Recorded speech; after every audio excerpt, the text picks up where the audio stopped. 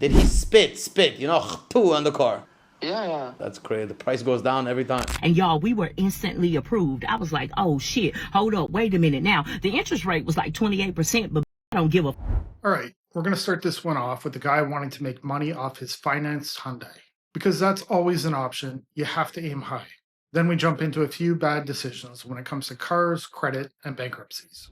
2025 Hyundai Elantra N-Line. Yeah. Vehicle has an accident? Before somebody kicked my front, back in the side in my car. Somebody kicked the side of your car? Yeah. You have a dog they kicked also, or just the car? Yeah. Yeah, but what happened? So you're sitting in the car, some guy walks by and just kicks your car? Small.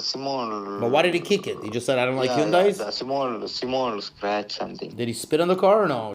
Sorry? Did he just kick the car? He didn't do anything. He didn't punch it. He didn't spit on it. Just punching. Just punching also. Oh yeah. Wow. Was he on drugs? Yeah. Probably. A good. Yeah. Nice. So let's get back to your car. Someone kicked it and punched it a couple times. So the value goes down a little bit. Did he spit on it too or no? Sorry? Did he spit, poo on the car? Yeah. Also spit? Yeah. Oh my God, that's crazy. The price goes down every time. So how many times did he spit on it? Just only one time. One time. It's $500 less. It's okay. He's just saying yes to everything right now. The salesman's clearly joking, and he's still agreeing. That's how you talk yourself into a bad deal. He's about one yes away from saying it was on fire. Every time he answers, it's working against him. The more he talks, the worse it gets. He really doesn't need to explain all of this. Not a big deal. No, $500 no, 600, 1800 something. 1800. It's every time. One kick, one punch, one spit. It's $1,800. How many kilometers your car? 51,700 to now. Oh, you drive a lot. Yeah. What do you do? I'm going Peterborough. Wow. My work something. Yeah. Your work something? Something. Gotcha. Give you actual price. You have how much? You have financing on it? Yeah, finance. How much do you owe on it? 44,000. So, and how much do you want? 45. Oh, you want to make $1,000? Yeah. Yeah, that's nice. He wants 1,000 more than what he owes, which is optimistic. Very optimistic. It's a bold strategy that'll never work, because that's not how the math works. For anyone that has a clue about financing, they know the balance doesn't set the price. You know your car's worth maybe 25,000. Oh, no. Oh, yeah. 25,000? Where did you get 45,000 from? Yo, stop laughing. You're making me laugh. It's not that funny. The poor guy lost $20,000. So where did you get the price of 45,000 from? Is it the guy who kicked your car gave you that price? No. No? No. How much is the best price? Actual price. You give me family price.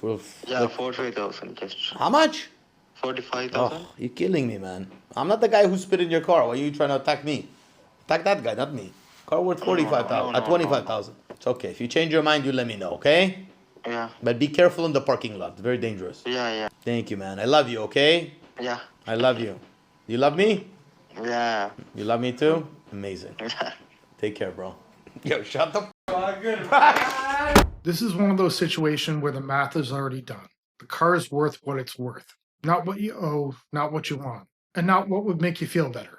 Wanting more than a car is worth doesn't change the value. That part's already decided, and that's because the market is not flexible. I tried to get approved for a vehicle. It was a 2015 Mustang with 130,000 miles. I realized my credit's not the best, but I absolutely love the Mustang you have on your lot. Can I get that done? Is there a way, even though I'm being turned down by a couple other different dealers? So are you trying to get a good payment? You're just trying to get approved on something? What are you trying to accomplish? I'm just trying to get approved on something. I need to be able to get back and forth, and I like the sportiness of the Mustang. I can still feel like a guy driving that. Fair. This is a little counterintuitive, but a lot of people think that I want to look at the least expensive car on the lot because I can probably get approved if I'm having trouble getting approved. But the problem is those cars are usually a little older with... He's already been turned down by a few dealerships. His credit's the problem. And instead of taking care of the problem, he's aiming for a Mustang because that's what he wants to drive. The issue is wants shouldn't matter here. It should be about what makes sense. and going into debt doesn't make any. A little bit higher miles. So the banks actually look at that as a little more risk. So they would like to see you in something a little newer with a little lower miles. It doesn't need to be brand new. We still have your budget that we have to consider. But if you would consider looking at something maybe a little bit newer with a little bit lower miles, the car will actually be more expensive, but it will make it easier to secure an approval. Would that be something that you'd be interested in taking a look at? Oh, heck yeah. If you can get me back on the road, I'm all about it. When can I come in? Yeah, you just took the words right out of my mouth. Are you busy right now, or did you want to try and book something tomorrow afternoon? I'm not busy right now. I can get an Uber and I can head that way pretty quick. Fantastic. Then we'll see you here in a little bit. All right. Excellent. It makes complete sense for the bank and the salesman, but not for this customer. He shouldn't be financing anything right now. It's just a bad idea. And now he's looking at an even more expensive car. More money on the car, bad credit, high interest. It is the worst combination. I start speaking to my life, and I only shift if it matches my vision, my dreams, and my goals. Y'all, we had a vehicle, but it caught on fire. We was 2 years without a vehicle, and I told my husband, I said, listen, it's time for us to get something new. I said, we got to get something new. We was looking at all type of cash cars, y'all, but they was raggedy as I said, no, I ain't got time for that, okay? I ain't got time for no issues. I need something reliable and dependable. So all of a sudden, y'all, I heard in the spirit, like, check Carvana. I saw people like going and putting these coins in these machines and getting them cars. I was like, ain't no way in the hell Carvana is gonna give me a car with my badass credit. Me and my husband, y'all, we really don't like credit. So y'all, we went to Carvana. My husband put in his information, okay? And y'all, we were instantly approved. I was like, oh shit, hold up, wait a minute. Now, the interest rate was like 28%, but I don't give a. I'm not trying to make fun of her, but what is that thing on her face? Please let me know. I hope she's not driving around with that. Now, when I looked at the comments for this clip, there were actually people that saw this as a sign for the vehicle itself and Carvana. And that is the type of thinking, or lack of, that gets people into debt. At least I got a reliable and dependable car where didn't nobody have to ask me 7,000 questions. Y'all, I literally filled out that application and was done in like 3 to 4 minutes. Then I had to start looking for vehicles. And I love Carvana because, y'all, it just broke it down. Hey, this is the vehicle that you want. You start typing in the make and the model, and it'll show you all the available cars, and it let you know what your deposit gonna be and what your monthly payment gonna be. So, y'all, I was searching on Carvana, and I was like, oh, I like that car right there. And I started looking at this right here, y'all, a 2020 Atlas. And I was like, hold up, wait a minute. I think I like that a little bit better. Y'all, it was one owner, no accidents, and this was the newest vehicle we had ever had. We got this 2 years ago, y'all. We went to Carvana and we put that little coin in that damn machine, y'all. It was an experience. I don't know much about Carvana, but getting 28% interest on a loan shouldn't be something to be happy about. That's about as bad as it gets. The approval process is easy because she accepted the highest possible price she can pay. From looking online, their approval rate is around 99%, and they have no minimum credit score, so they will give a car to almost anyone. Another success story. 633 credit score the day after discharge. That's actually considered good. 14% APR on a new car, plus a $2,000 limit on a new credit card. Awesome success story. And this is something to remember. All these creditors would love to do business with you post-bankruptcy because they know that you cannot file again for another 8 years. So could be predatory lending on their part all over again. Hopefully you learn something from the bankruptcy and you're going to be more responsible. A success story. Getting into debt the day after you file for bankruptcy is anything but success. It's exactly the opposite. But somehow it's looked at as a good thing these days. It's going to take a long time and a lot of work to fix the issues that cause this. This is what people are seeing online. And I think this is why they don't care about going into debt. It's seen as just easy to reset and start over. All right, I'm over here back at Gresham Dodge, out with the old, in with the new. Just got that truck, thanks to this man right here, John Hill. If anybody wants to get a vehicle, come see him at Gresham Dodge. Like I said, I did my bankruptcy.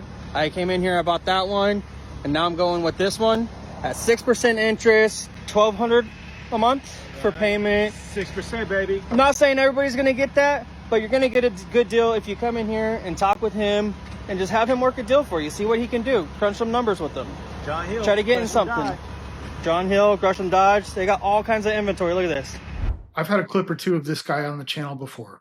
He filed for bankruptcy and immediately bought a truck.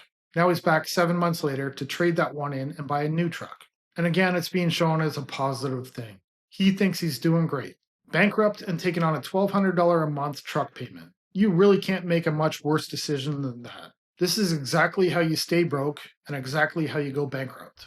This might be an unpopular opinion, but I really feel like using a credit card responsibly is like an excellent form of protest. Credit card companies are making their money off of you paying interest. So really the best way that you can say haha to them is to never pay them any interest, because then you're getting all the benefits, you're racking up rewards, you're flying for free, you're getting free hotels, you're getting cash back, and they're never making a dime off of you. That's the way to do it. And you can easily make thousands of dollars a year doing this. But the thing is, you need to actually use your cards responsibly, because the reason that they lure you in with these rewards and perks is because they're banking on the fact that you're not going to pay it off and that they're going to get your interest money. You can't do this correctly though until you address any underlying issues that you have with your spending. But once you do, and once you get your spending under control to the point that you know how much money you can spend on your credit card every month and have enough money saved that you know you're going to be able to pay it off, it's absolutely a no-brainer to milk these credit card companies for every penny that you can get out of them.